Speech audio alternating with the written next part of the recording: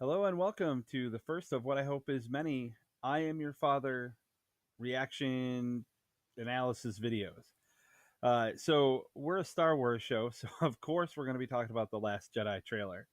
Now, the trailer dropped on Monday the 9th. Today is Thursday the 12th. I had wholly intended to have uh, either do a video that night or early the next day. Unfortunately, the application that I had been prepping to use suddenly started having audio issues. I think I have them all worked out. I hope I do. The audio on this may be choppy a little bit, from time to time, especially when there's a lot of low notes in the music for the trailer that we're going to watch. Just bear with me, and I think it'll be fine as we get through it. So actually, let's get right into it. What we're going to do is we're going to watch the trailer. I'll make some brief comments while it's going on. Then I'm going to rewind it. We're going to go through it again, and we'll highlight some of the things that I know I saw, as well as kind of talk about the what Ryan Johnson said about the trailer before, and whether or not that's truly the case. Um, or is there really some Star Wars misdirection in here, which I think there is. So let's watch the trailer and we'll get into it. I love this scene. When I found you, Snoke's voice is awesome. I saw raw, untamed power. And beyond that, Love the red. something truly special.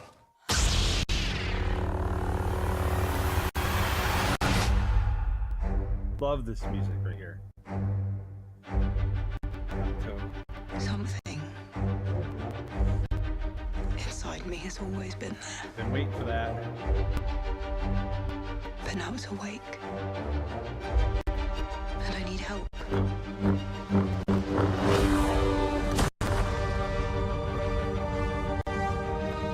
I've seen this raw strength only once before.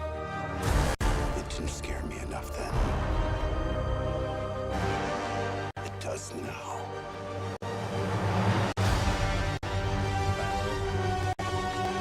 Let the past die. Kill it Silencer. if you have to. That's the only way to become what you were meant to be.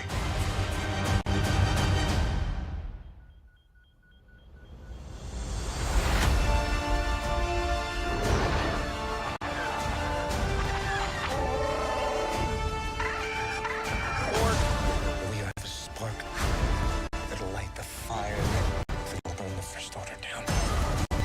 Come on! Yes! This is not going to go the way you think.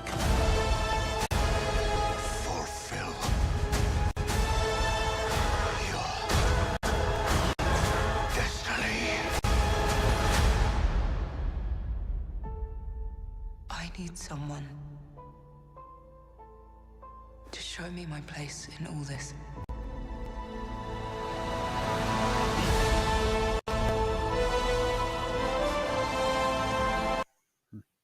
So we'll stop it there.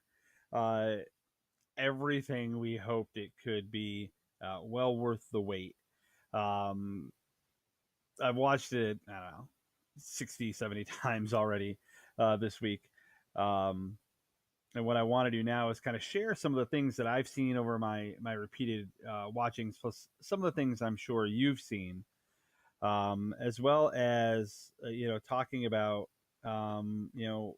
are we seeing in here what we're really seeing now? As everyone may know, Ryan Johnson said this trailer is going to be spoilery, and he warned everybody that it's going to be spoilery. If you take it at its face value and just kind of plug the what we see in there, along with what we know of the story so far, maybe it is, that you could say that. But I think this is Star Wars misdirection. It's a classic thing that they do. I don't think any of those scenes where we get shocked are really together. I think they're separated by lots of time within the movie. But anyways, let's go ahead and start. Um, and we're going to start right back from the beginning. Then we're going to pause it really quick. So this is Kylo standing. What I'm going to guess is the Supremacy, which is Snoke's flagship, mammoth ship. It's been called, not only is it like a flagship, it's been called like a factory ship. And as you can see, it looks like there's some construction going on here. And we can see, here's a walker. Here is a walker. We see walkers here and over here, ATSTs through here. So this ship is massive in scale. If you look here, we can see TIE fighters hanging from the ceiling. So, this ship not only transports, weapons of war, it makes them at the same time. When I found you, Snoke's voice is awesome. I saw. So we'll pause it again. Here we have the ATM-6 walker. That's these big ones here with the huge gun on it. We've talked about them, having a simian gait, and as you can kind of see the way they're shaped, and the way they kind of have, it looks like a gorilla or an ape, walking on the outside of their hand. These look really cool. Obviously, crate. You can tell by the crust here with the red dust.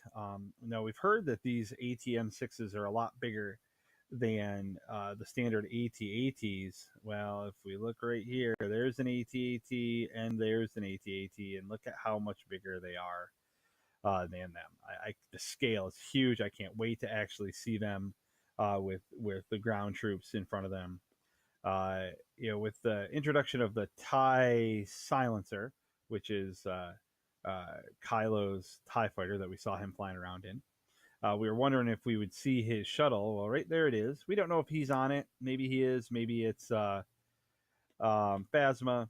But maybe that's just what he's going to use to land. Here on Crate, where I think this is where the movie's going to end. It's going to end on Crate. That's where the big battle is going to be. Everything's going to culminate there.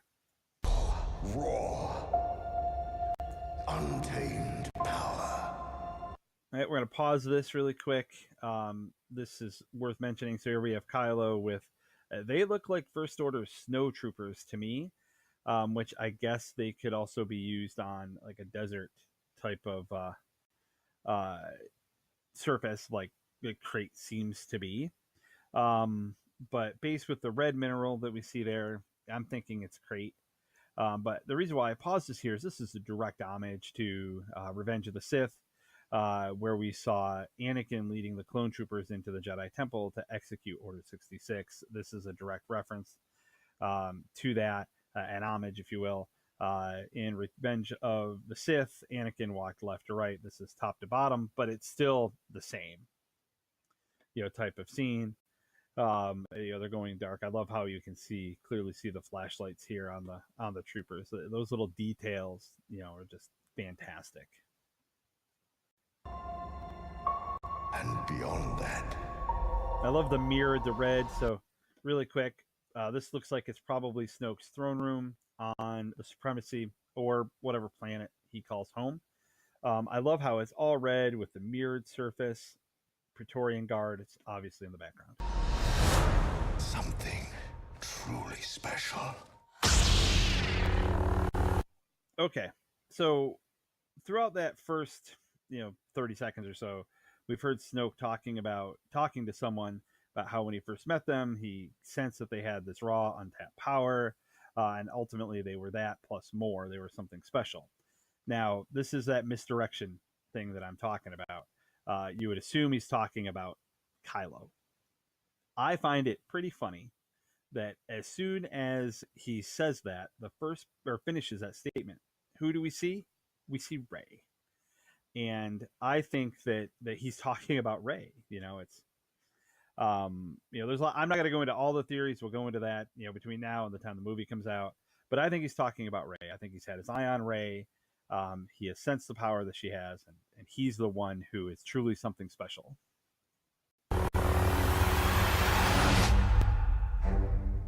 Love that deep tones over this. Octo.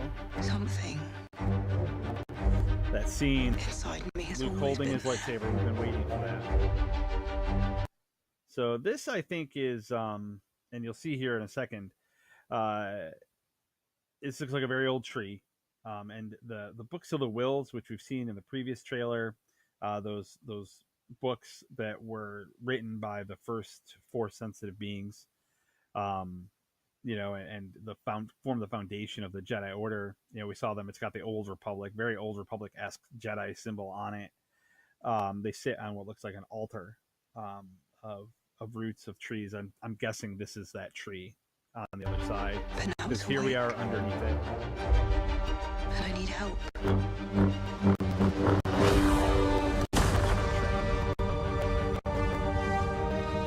I've seen this raw strength only once before. Okay, so here's another, I think, example of the misdirection we're getting from this trailer. So we saw Rey, as she's sitting and she puts her fingers down and the pebbles start to float. Then all of a sudden, the boulder that she's sitting near cracks. Like she's supposed to be feeling, I'm guessing, feeling just the environment around her, like absorbing the force, and then that cracks. Then Luke says, he's seen this kind of power before. Again, raw power. Like that has come up twice now in the trailer. But the reason why I paused it here is there's been a lot of speculation as to what's going on with Luke's hand. The last time we saw it, in Return of the Jedi, it still had flesh on it. But here we are now. It's been time, so maybe it's just deteriorated. Got injured and he took it off for convenience sake. But I think actually, this is a scene from him surviving, Kylo and the Knights of Ren burning his Jedi temple down. They burned, when he left Luke, he burned Luke's Jedi temple down. I think Luke went in to save some of those artifacts, and that's what happened to his hand. I don't know if we'll see that, but I think that's what happened to it. So that's why I want to show that this is where we see that metal hand coming out for the first time. It didn't scare me enough then. It does now. I'm going to pause it here. Great acting by Mark Hamill. So he has been talking about, over these last few seconds, he's been talking about, that he's seen that power before and he was afraid of it once, and he's not going to make that mistake again. He should have been afraid before, and he is now. They show the scenes of the Jedi Temple burning and things like that, and again, we're supposed to assume that he's talking about Kylo. I don't think he's talking about Kylo, because he's met far more powerful dark force users in his time than Kylo Ren. I think he's talking about the Emperor. I think the Emperor was the epitome. He realizes now he should have been far, more scared and cautious about his interactions with the Emperor leading up to the events of Return of the Jedi than he should have been. And he is not going to, take that lightly anymore. Secondly, we're assuming he's talking to Rey. I don't think he's talking to Rey. My personal feeling, and this is maybe just because it's what I'd love to see, he's talking to a Force ghost. Anakin, Obi-Wan, or Old Ben, or Yoda.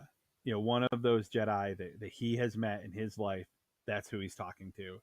And they're saying, you need to, move in this direction. You need to train Rey and do this. And he's like, no. He's like, I have been there before. I'm not going to do it again. So now we're into Kylo's story. Let the past die. It's like he's ditching the helmet. Kill it. There's a tie. If you have to. That's the only way to become what you were meant to be.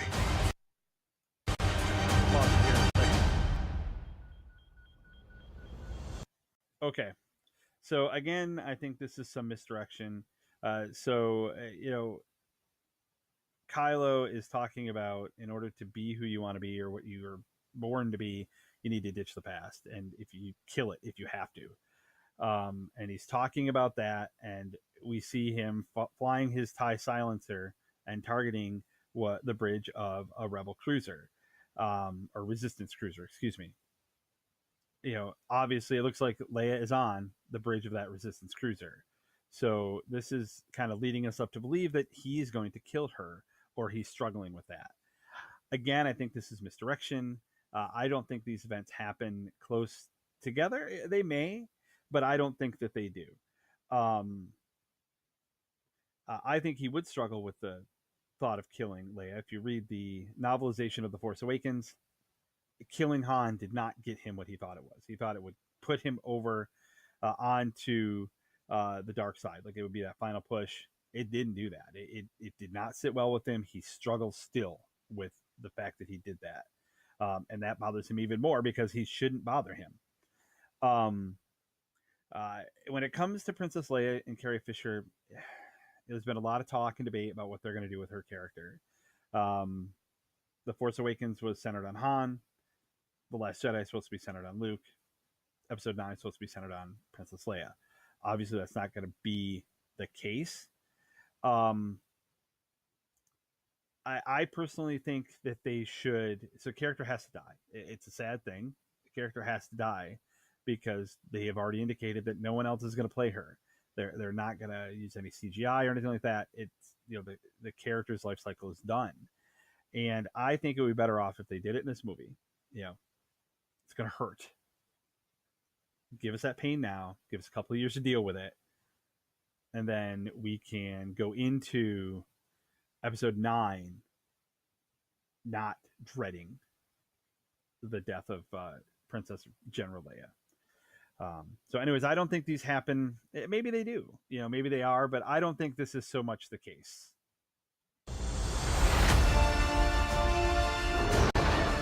This is obviously great. We'll always pause on a porg. They are my new favorite thing in the galaxy. We have a spark that'll light the fire that'll burn the First Order down. Phasma. I am looking forward to this scene. I absolutely am. This fight scene between Finn and Phasma is going to be spectacular.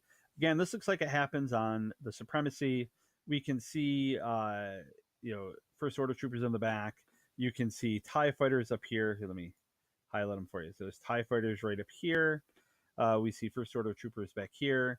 If you look in the back closely during some scenes, you can actually see some walkers and other implements of destruction.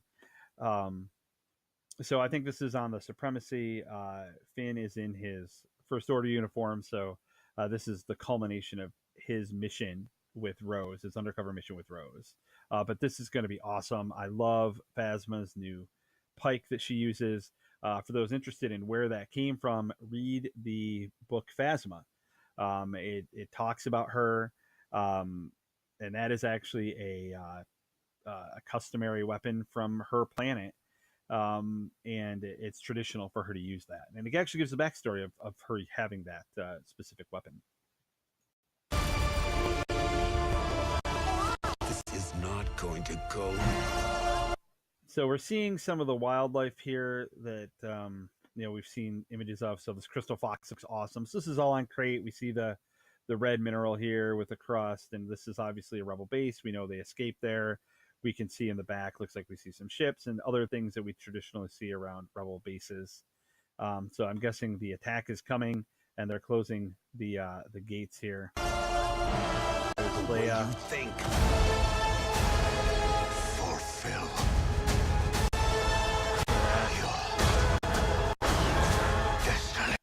So here we go. Finally, we see Snoke. We knew that. So we've seen what he's going to look like.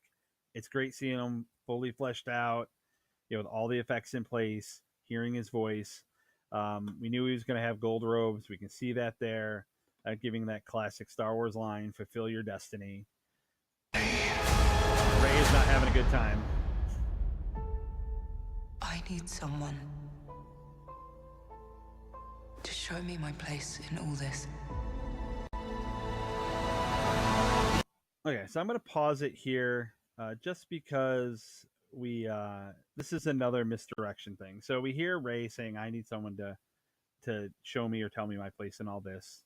And we see that, her face is lit by fire. It's obviously some sort of fire.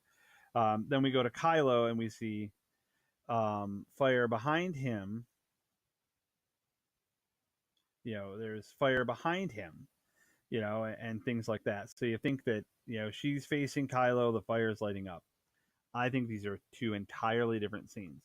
Maybe, in fact, he is reaching out to Rey, but I think Rey's scene happens much earlier in the movie. I think this is her on Octo talking to Luke, and Luke's saying, "What do you need from me?" And she's saying, "Just tell me what my place is in all of this." And then later on is that scene with Kylo. But again, is he reaching out to Rey? That's a possibility. If Luke doesn't want to teach her, she's going to go to the next most powerful Jedi or Force user that she knows, and that's Kylo. So it is possible that that they do happen to join forces later on. But I think that this is in the first 20 minutes of the movie, and that scene with Kylo is in the last 20 minutes of the movie, and you got 2 hours in between those things. Show me my place in all this. We'll just wrap it right back up to there.